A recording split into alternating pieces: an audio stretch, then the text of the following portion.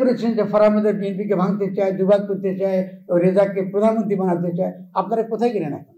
ওই আমাদের বাচ্চা ছেলেদের গণপ্রতিনিধি করেছে। আর এখন আপনার বাচ্চাদের বিরুদ্ধে, আপনাদের লজ্জিত হচ্ছে, এই বাচ্চাদের বিরুদ্ধে আপনারা দাঁড়াচ্ছেন। আর যদি বিরুদ্ধে দাঁড়ান, যতক্ষণ মতো আমাদের নিঃশ্বাস আছে, আমরা বাচ্চাদের পক্ষে থাকবো।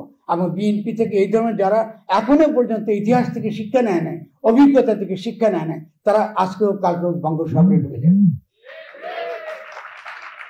কারণ জনগণকে আমরা সচেতন করব যতক্ষণ নিঃশ্বাস থাকবে। বিএনপির বিরুদ্ধে আমার কোনো অভিযোগ নেই। আপনারা মনে রাখবেন যে এই গণ অভ্যুত্থান চলাকালে আমি পরিষ্কার লিখেছি, প্রচার করেছি, এই গণ অভ্যুত্থান কখনোই সফল হতো না যদি খালেদা জিয়া আপোষহীনভাবে এই সরকারের বিরুদ্ধে না থাকতেন। যথেষ্ট হামলা মামলা নির্যাতন তিনি সহ্য করেছেন। তাহলে নির্বাচন বলতে তারা যেটা বোঝায়, যেহেতু তাদের কাছে টাকা আছে, ফলে তারা নির্বাচন চায় যাতে তারা রাষ্ট্র ক্ষমতা দখল করতে পারে। আর তো কোনো যুক্তি নেই। কিন্তু এটা করতে গিয়ে তারা একটা গুরুত্বপূর্ণ তাত্ত্বিক এবং রাজনৈতিক এবং আইনি দিককে সম্পূর্ণ অস্বীকার করছে। সেটা কি? আমাকে তরুণরা অস্বীকার করছে। সেটা হলো এই সরকার নির্বাচিত সরকার।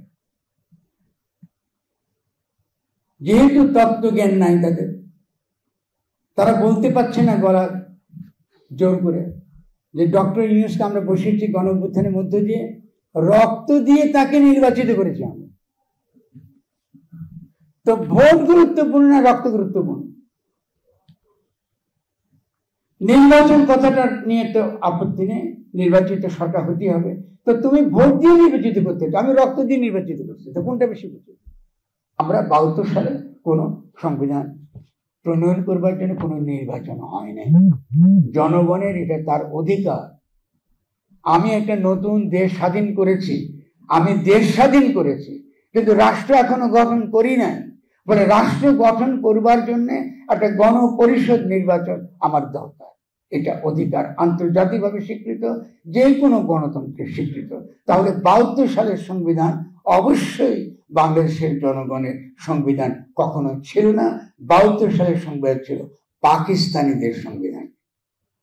তারা যদি শুনতে খারাপ লাগে আবারও বলছি, 72 সালের সংবিধান ছিল পাকিস্তানি সংবিধান। কারণ সেটা প্রণয়ন করেছে পাকিস্তানের সংবিধান প্রণয়নের জন্য যাদেরকে আমরা নির্বাচিত করেছি, যারা যুদ্ধের সময় আমাদের এখানে ছিল না, খুব কম সংখ্যকে ছিল, বা কলকাতায় যারা ছিল তারা একান্তই কলকাতা, যেটা বেনজির বলেছে, মূলত দিল্লির সঙ্গে সহযোগিতা করে বাংলাদেশকে দিল্লির হাতে তুলে দেবার ষড়যন্ত্রে যারা যুক্ত ছিলেন, তারাই কিন্তু 72 সংবিধান করেছে।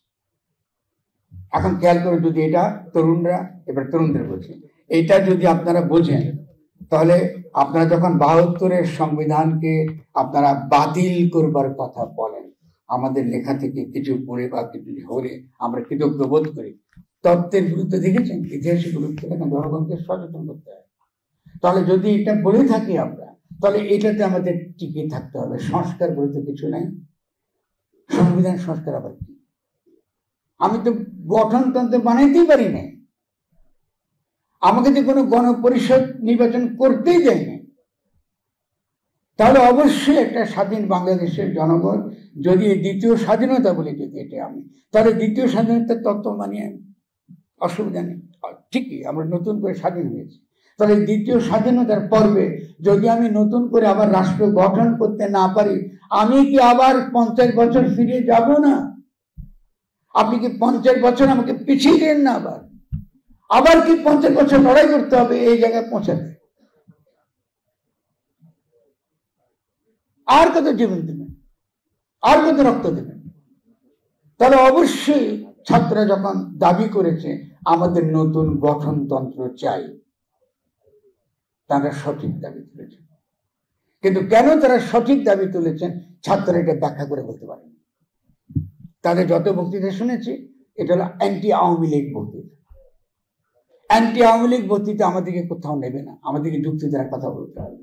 তার মানে আমরা কপি করবো, বিএনপির মতন একটা দল বানাবো, আমরা এর আগের আওয়ামী লীগের মতো একটা দল বানাবো যার কোনো আদর্শ নেই, বা দেশে আজকে যে কথা বলে কালকে আরেক কথা বলে। তত্ত্ব ছাড়া, বুদ্ধিবৃত্তিক বিকাশ ছাড়া সমাজে কখনোই কোনো জাতিগোষ্ঠী শক্তিশালী ভাবে দাঁড়াতে পারে না। তত্ত্ব ছাড়া সমাজের কোনো পৃথিবীতে কোনো জনগোষ্ঠী তাত্ত্বিক বিকাশ ছাড়া, বুদ্ধিবৃত্তিক বিকাশ ছাড়া তারা কোনো রাষ্ট্র গঠন করতে পারে না, কখনো পারে না।